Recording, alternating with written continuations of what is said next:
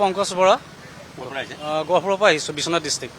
এজাহাৰ দিছিলোঁ হয় আজি মাতিছে হয় এজাহাৰখনত মানে আপোনাৰ আমাৰ যিটো পাণৰ শিল্পী জুবিন দা তেখেতৰ মৃত্যু 19 তাৰিখে হৈ গৈছিলে ছেপ্টেম্বৰ আমি 21 তাৰিখত এখন গহপুৰ থানাত আমি এখন এজাহাৰ দিছিলোঁ এজাহাৰখনত আমি লিখিছিলোঁ সিদ্ধাৰ্থ শৰ্মা আৰু শ্যামকানু মহন্তৰ ষড়যন্ত্ৰত আমাৰ মৰমৰ শিল্পীগৰাকী আমাৰ মাজত আমি হেৰুৱাই পেলালোঁ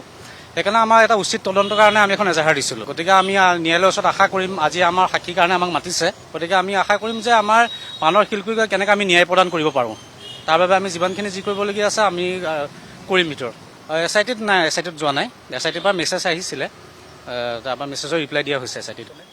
ইমান সন্তুষ্ট নহয় যিমানখিনি খৰকটীয়া হ'ব লাগিছিলে মানে মাজতে আপোনাৰ ফাষ্টেগ কোড দিয়া নাছিলে ফাৰ্ষ্টত প্ৰথম অৱস্থাত এতিয়া দিছে আমি দিয়াৰ কাৰণে আমাৰ ভাল লাগিছে ফাষ্টেগ কোডত যে বিচাৰটো আৰম্ভ হৈছে আৰু আপোনাৰ ফাষ্টেগ কোৰ্টত আমি এটাই আশা কৰিম যে বিচাৰ প্ৰক্ৰিয়াটো অতি সোনকালে শেষ হওক আৰু জুবিন দাই নিয়া পাওক এছাই লিখিছিলোঁ যে আমি আমাৰ পাণৰ শিল্পী জুবিন দাৰ যি হত্যা হৈ গৈছিল 2025 চনৰ 19 ছেপ্টেম্বৰ দিনা সেইদিনাখন আমি জুবিন দাৰ লগত ছিংগাপুৰলৈ যোনজন ব্যক্তি গৈছিল আপোনাৰ শ্যামকানু মহন্ত আৰু সিদ্ধাৰ্থ শৰ্মা তেখেতলোকৰ অৱহেলাত পাণৰ শিল্পী যেনেকৈ আপোনাৰ পানীত ডুবি তেনেকৈ হত্যা মানে তেখেত শেষ হৈ গ'ল সেই হত্যাকাণ্ডৰ লগত এই দুজন ব্যক্তিৰ মানে জড়িত আছিল আৰু সেই জড়িত হোৱা ব্যক্তিজনৰ ওপৰত আমি গহপুৰ থানাত এখন এজাহাৰ দিছিলোঁ আৰু আমাৰ মেইন কথাটো হ'ল মূল দাবী হ'ল এই দুজন ব্যক্তি সোনকালে মানে ফাঁচি হ'ব লাগে আৰু জুবিন দাৰ ন্যায় প্ৰক্ৰিয়া সোনকালে শেষ হ'ব লাগে আৰু অসমৰ ৰাইজে যিটো প্ৰক্ৰিয়া সফল এটা যোনটো জুবিন গাৰ্গ ন্যায় প্ৰক্ৰিয়া যোনটো বিচাৰি আছে সেইটো সফলভাৱে সোনকালে আদালতে যেন এইটো নিষ্পত্তি কৰে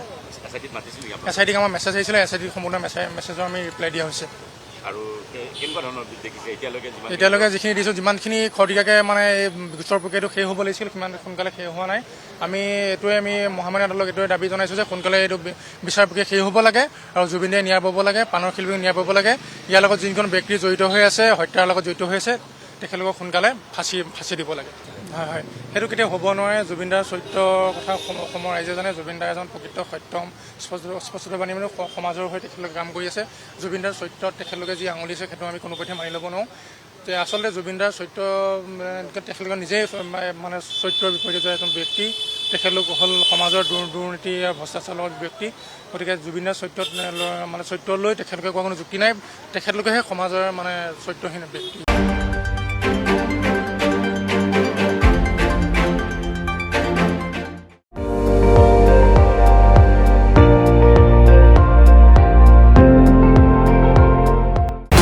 আপুনি চাই আছে ND24 সৰ্বশ্ৰেষ্ঠ নহয় সৰ্বোত্তমৰ দৌৰা